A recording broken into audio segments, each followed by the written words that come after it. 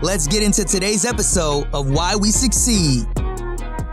And the second tool that I want to share is like, this may sound stupid, but I'm like, it's like the biggest tool that I've used and changed my life completely is calendar, Google Calendar or the calendar.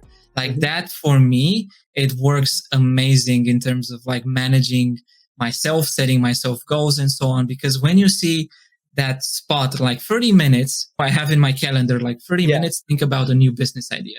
I know that in those 30 minutes, that's the only thing I need to do. And that helps me kind of focus and narrow down and be like, I don't think about anything else until those 30 minutes. And when I'm in that, you know, like that gap, I'm like focusing all my energy there. And I'm like, in those 30 minutes, I need to come up with an idea. And that I think like it's one of the biggest tools that help me in terms of like personal development and help me propel kind of like hitting my targets. And I was like super shocked because I was like, you know, I tried to-do lists. I tried all those things. And I'm like, it never worked. Because I'm like, if you have it on the to-do list, you don't have an alert. It's nothing immediate that you need to do. So it's like, I'm going to do it tomorrow. I'm going to do it. It's like at the end of the day. And you never do it. So I think like that's the second tool that surprisingly it helped me a lot. Yeah. And what you just talked about, it reminds me of a book that I started reading where it talked about the concept of time blocking. And this is something that I've been trying to integrate over the course of the past few months. And it's been a challenge for me because sometimes I just kind of know what I need to do in my mind, and I'll have that to-do list of the things that I want to accomplish at any given point. But like you mentioned, having a to-do list is not as solid as having it on the calendar.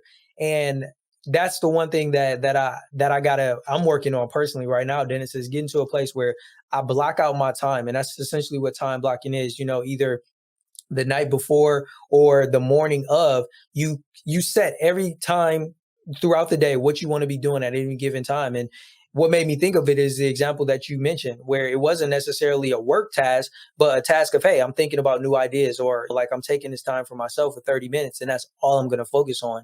And that's essentially what the concept of time blocking is about, is those things that you prioritize in your life, placing them on your calendar and making sure that at that period of time, that's the only thing that you do. And you mentioned it just resonated with me because I'm in the process of like, oh man, do I want to try doing that again? And I feel like you mentioned it as like, yo, that's a key for me to, next week, let me get back to doing that so I can develop that habit as well. I will highly suggest you to try it again because it's like, and not only that, but you start valuing your time a bit more. Because you look at that calendar and you're like, Monday, okay, I have this, and like, oh, I have like 2 hours left. And you're going to be like, oh yeah, maybe I'm not going to spend time scrolling to Instagram because those 2 hours, maybe I want to play a video game because that makes me happy. So you start prioritizing things a lot easier as well. So, or maybe you're like, I don't want to waste time because I want to go out with my friends in those 2 hours. So I think like that's why it's really important to put it on the calendar. And to be honest, it's not my idea. So I actually got this from Richard Branson. Because I looked at the guy, and the guy was like, he was doing more stuff than I was doing. And I was in my 20s, and I was looking at him. It's like, oh my God, he's old. He has like numerous companies. He needs to be in multiple places, and he can do that, have fun, and do everything that he wants. And I'm like, what am I doing wrong? So I actually got that from him because I think it was like, on an interview, again, a YouTube video. And I got that nugget of gold, and I'm like, okay, I'm gonna apply this to my life. And with me, it resonated. Maybe with some people might not, because it's not for everyone. Everyone responds to different kind of stimuli and different kind of tactics. But for me, it was like literally game changer. Yeah. I can relate. I remember a few years back when I first started using a calendar, and I've just been in the habit of putting like work tasks and different appointments and different things that I need to do, but not necessarily mapping out my entire day. And that's the habit that I'm trying to develop now so that I can prioritize those things that I typically may not get to if I focus so much on work, or like you mentioned, spending time on tasks that will not produce the same benefits as what I ultimately want to do and want to prioritize. So yeah, man, I'm really glad that you brought that up. And that brings to mind, are there any other daily habits that you have that you feel have attributed to the success that you're experiencing now?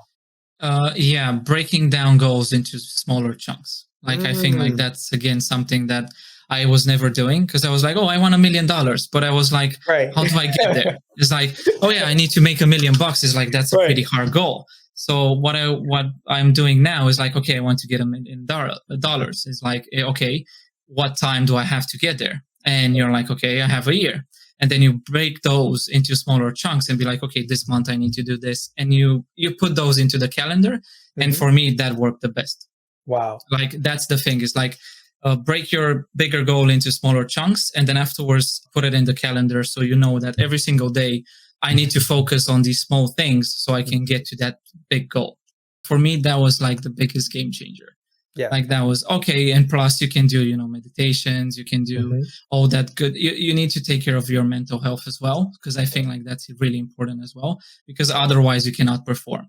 So working yourself to the ground, it doesn't help, because what's the point of it?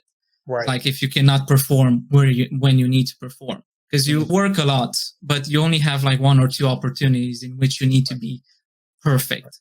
Right? Because we all have those, is like aha moments, or moments where like, okay, you're invited to a big show and so on. If you don't perform then all that work that you put previously will not become something that you wish. So yeah, will not flourish basically, where, we're both. Right. And I can attest to it, man. What you just said is so true, because this podcast is a perfect example of me for the first time really applying that from start to finish. Is I knew I needed to get this podcast launched, and I only had a small window in which I wanted to do it in, which was a month. And I've been podcasting for over 10 years, and I know that going from start to launch in a month, you really got to be focused and dialed in to do that. And what I utilize is what you mentioned, the concept of seeing my overarching big goal and then breaking it down into smaller pieces.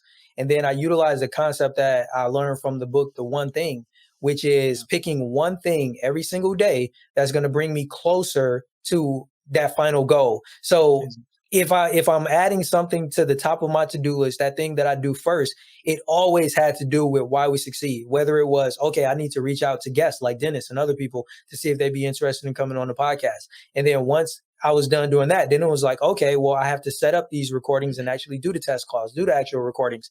Then it was, oh, I got to get thumbnails designed because it's YouTube. I got to get a website designed. And all of those different pieces, I had the list. And then once I had the list, it was like, okay, every day I have to be attacking something on that list, getting me closer to being able to where we are now, where everybody is watching and listening and enjoying the podcast. And I don't advise people to try to do something like that in 30 days. It's because of the fact that I've been podcasting for as long as I have, and I've been on YouTube, and I kind of understand some of the dynamics and the things that go into it that allow me to be able to just lock in and do that. So what you're just saying is so true, man. It's so true. Yeah, no, I mean, it's like, I completely agree with what you said. So it's, yeah, you need to. And another thing that I think like it helped me as well is not many people give credits to, like, don't credit themselves for doing small things. So at the end of the day, right, after you achieve that target, that goal, or if you did something that you needed to do, just compensate, like just reward yourself. I don't know, go out to, a nice restaurant, or watch a movie or play a video game, because that kind of like trains your mind to, okay, I have this task. If I do it, I'm going to be rewarded. So it goes back all to the Pavlov's dogs, right? With the bell. So it goes back to that, and it actually works, because I'm like, okay, your brain starts to be like, I cannot wait to get this task done today, because I know that at the end of the day, I'm going to be rewarded.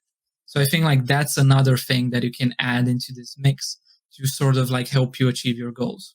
Man, I love it. Yo, Dennis, this discussion has been absolutely amazing, man. I've learned so much from you.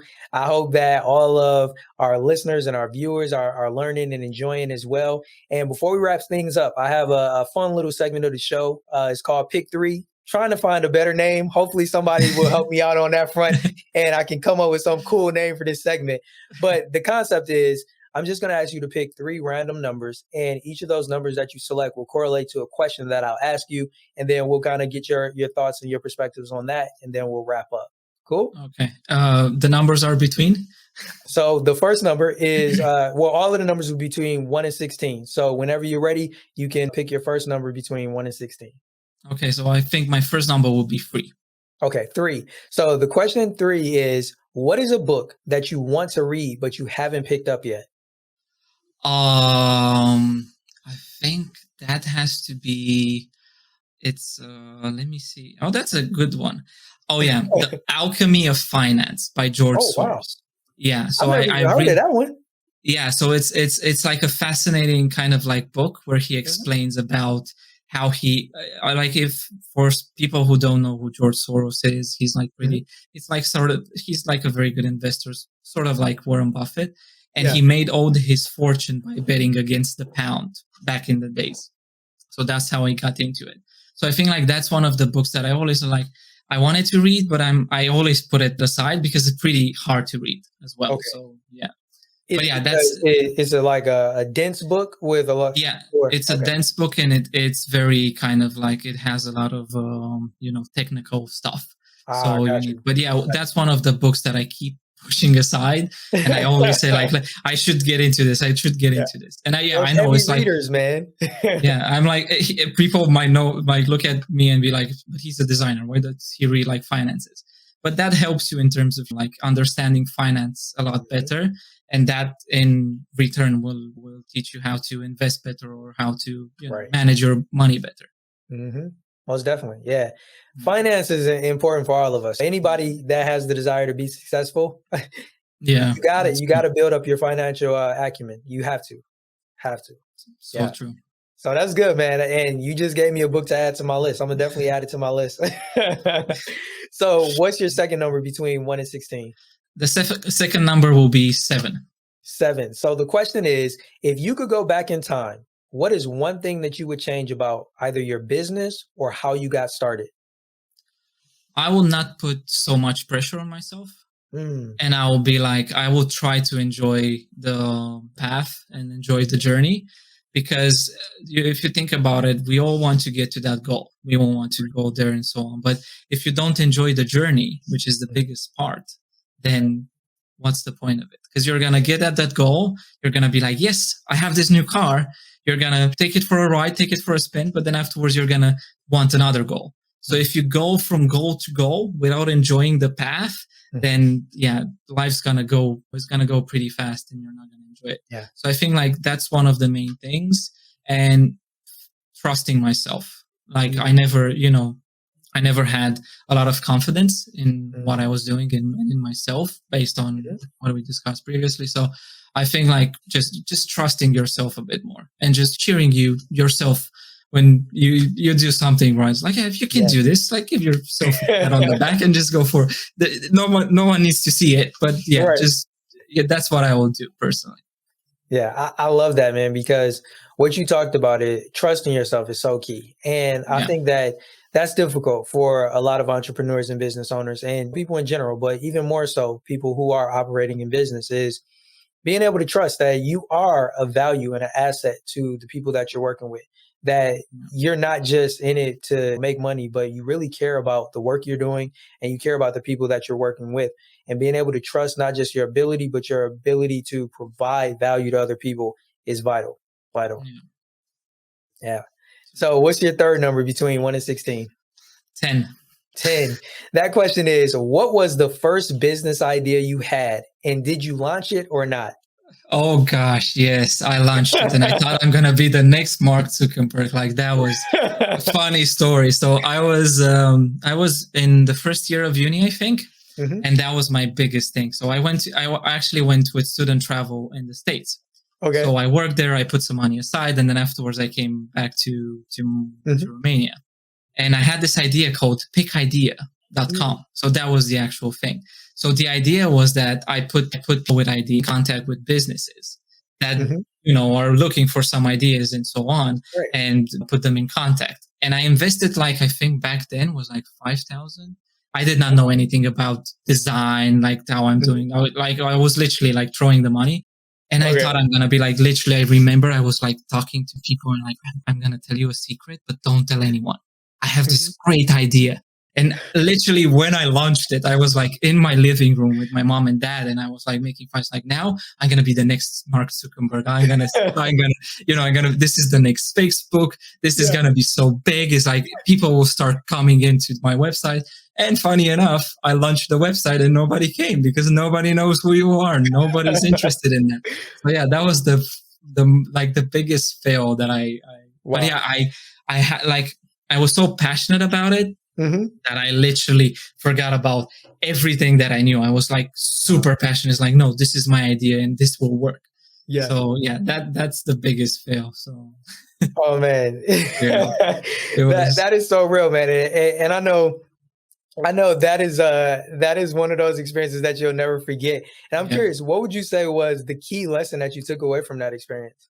So I think like the key lesson is to don't attach yourself to those ideas. Try to kind of think about your ideas from a different perspective. Okay. Just analyze them, because we all get attached on our ideas because we like them, we're passionate about them. But if you want to succeed, just look at those ideas how a stranger will look at it. So for example, a design. You're like, oh, this is a beautiful design and so on. You like it. But think about from someone else's perspective who doesn't have your kind of background. How will they see that design? Right. Or how will they see that business? Because you, for example, or even I, right? I say like, oh, I'm going to make an agency, right? But I know that my work is very good. But someone who does not know that, they don't know it until they start working with me. So it's like I force myself to see it from his perspective and be like, why would he pick me instead of someone else? Right. So I think that's the thing that I've learned. Wow. That's powerful. Yo, Dennis, man, it has been such an honor having you on the podcast. Before we go, let everybody know how they can get in contact with you, support you, and show you some love. Man, thank you so much for having me. I mean, it's been a blast and I really enjoyed this. And yeah, for everyone who's interested in business and design or just some of the things that I'm going to do, the best thing the best way to get in touch with me is either through my website. So it's DennisLeoca.com, and they can find all information about me there, or through my YouTube channel. And that's where I post pretty much weekly, and I post things about design, business, behind the scene, a bit of vlogging. So it's pretty much showcasing my personality. And as we had this discussion with you, I have a discussion by myself with the camera, trying to help people throughout their journeys. So yeah, that's the best way they can get in touch with me. I love that. Yo, you guys definitely go show Dennis some love and support, man. I'm going to have the link to your website. I'm going to have the link to your YouTube channel so you can go over there and check it out, subscribe, especially if you're a graphic designer, UI, UX. You definitely do not want to miss out on the opportunity of connecting with Dennis, man. As they should already be able to tell from listening to this podcast, you are amazing, man. Totally genuine person. And I am so grateful to have had the opportunity to speak with you. And if you're ever interested in coming back on the podcast, I would love to have you, man. Definitely would be an honor. Look, it's been a blast for me. And I told you, it's since day one, it's I really enjoy this and I really love the energy. So yeah, I will be more than grateful to come back. And I'm honored to be in your podcast and to be your guest. So yeah, thank you for having me. Thank you, Dennis. Truly an honor, man. Thank you. Hi guys, my name is Dennis. I'm a UX UI designer, YouTuber, entrepreneur, and I share things about design and business on my YouTube channel. So if you want to get in touch with me, or if you're just interested in, finding more about me and, what I have to share, you can check my website, which is DennisLeoca.com, or you can check my YouTube channel.